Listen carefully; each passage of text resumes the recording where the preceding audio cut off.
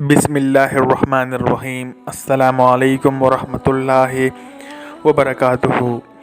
Daily Islamic information میں تمام دوستوں کو خوش آمدید کہتا ہوں۔ دوستو، صحیح بخاری کی حدیث ہے، volume 9، book number 93، book of توحید، حدیث نمبر 7421۔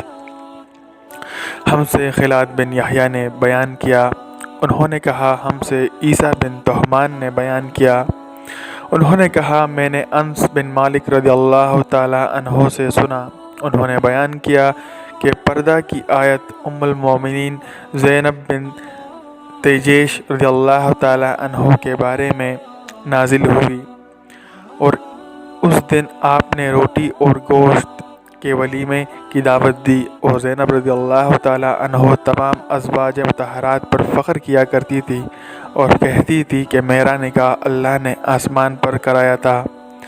شکریہ دوستو، حدیث سننے کے لیے، مزید احادیث سننے کے لیے ہمارے چینل ڈیلی اسلامک انفارمیشن کو سبسکرائب ضرور کریں۔ شکریہ۔